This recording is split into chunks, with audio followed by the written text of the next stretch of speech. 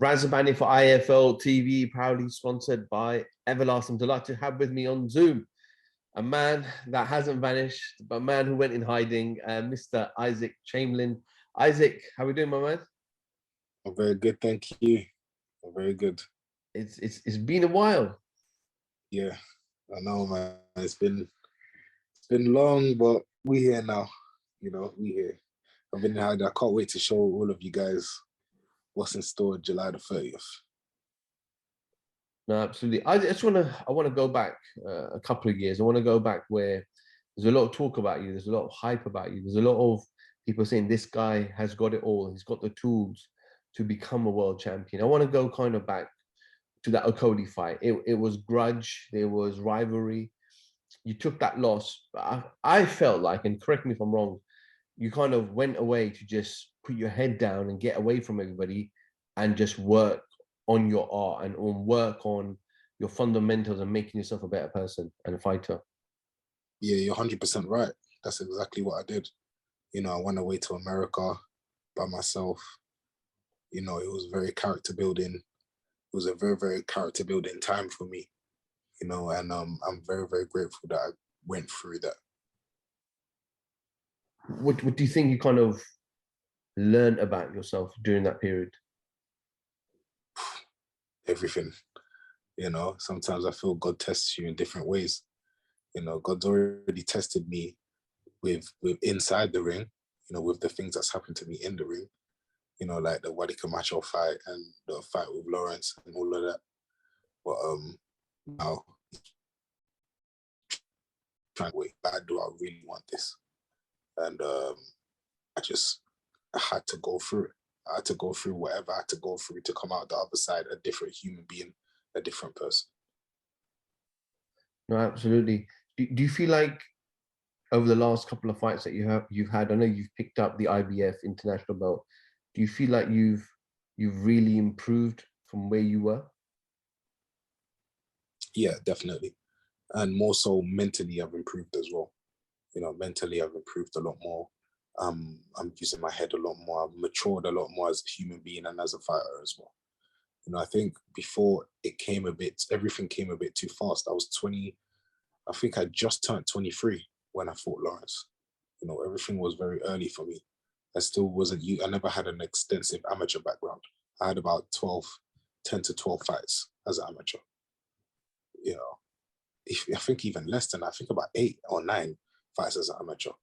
You know, so I had to learn on the spot as well as being in the public eye. You know, everything happened the way it did. You know, I never had a normal career like everyone else. But I'm very grateful that it happened this way because it turned me into the fighter I am today.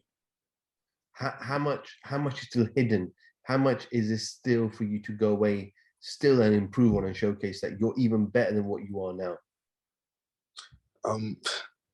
You know what? You on July 30th, you're gonna see glimpses of that. You know, you're gonna see glimpses of what's been going on behind the scenes.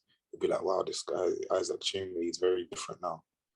You know, he's not like before, he's very, very different. And even so in my mentality as well.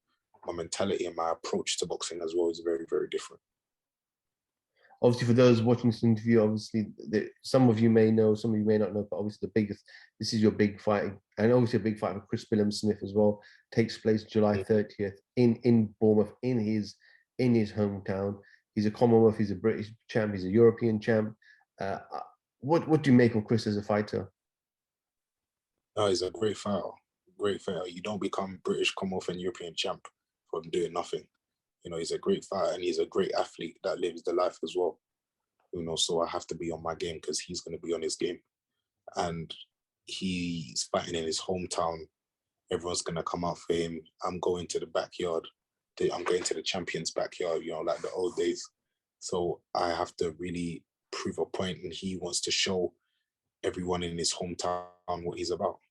So it's going to be a great fight for TV, great fight for the fans, great fight for everyone.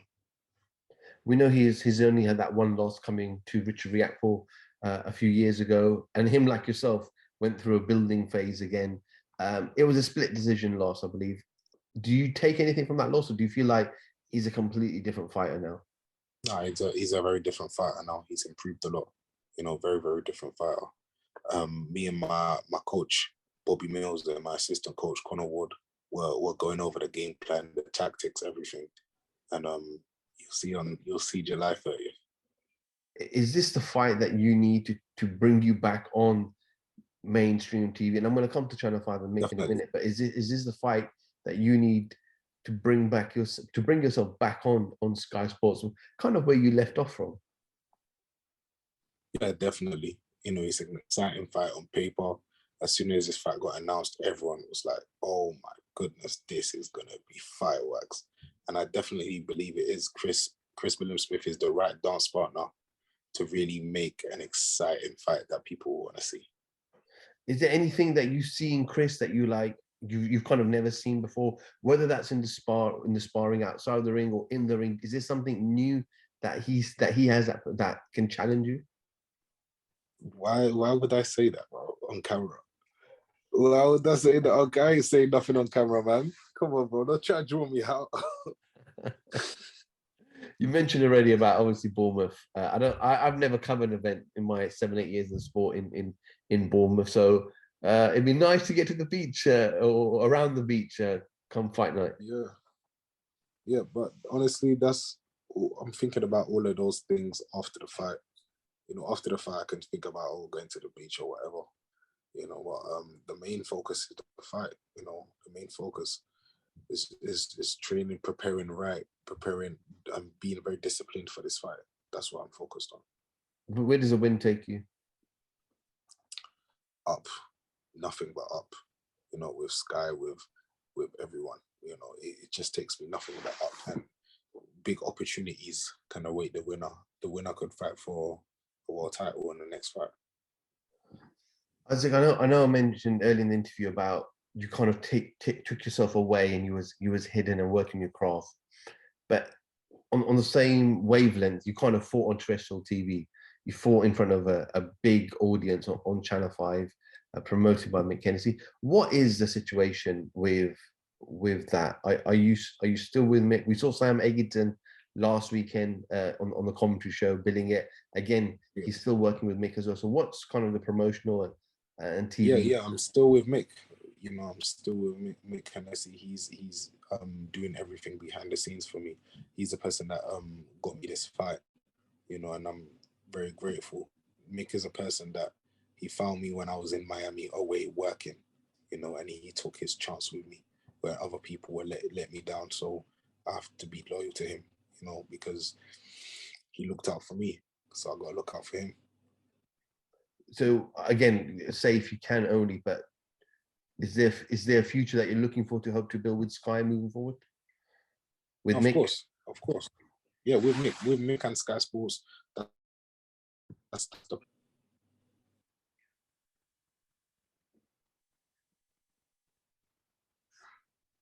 I just lost Can you you hear guys. me? I think the connection. Yeah. It's getting a bit dodgy there. Yeah. No, it's. I got you back. Can you hear me? Yeah, I can hear you. Yeah, perfect. You were saying, the relationship with Sky and Mick. Yeah, the relationship, it will just be with Sky Sports and Mick, and that's how it was going to be moving forward. We also know, obviously, with yourself there, Chris, there are other cruiserweights coming up as well. We've got Richard Riakporhe on the brink of a world title. Cody, I know he's not with Sky Sports, but it's a good time for cruiserweight fighters at the moment, isn't it?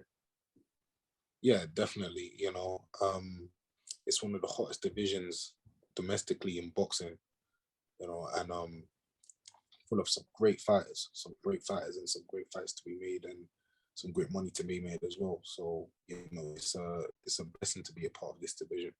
Isaac, is there anything you'd like to add before we end? Just thank you for all the support. Thank you for all the support and sticking with me. I hope you guys see something sensational on July the 30th. Tune in because it's going to be great. It's going to be spectacular. It's going to be a great atmosphere in Bournemouth as well. You know, so just thank you for riding with me. Thank you for supporting me. I see the comments, I see the love and support, and I'm very, very grateful. Hopefully after the fight, can come and shake you guys' hand and speak with you lot. And I really appreciate it. I think we wish you all the best with your training and leading up to the fight. We're what, 4 weeks away, so it's not far off. So thank you for jumping in and giving me a few minutes of your time. And yeah, I'm guessing we'll see you fight week.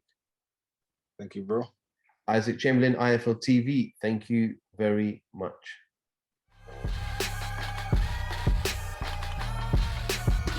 Download the Everlast Fitness app and find your greatness within.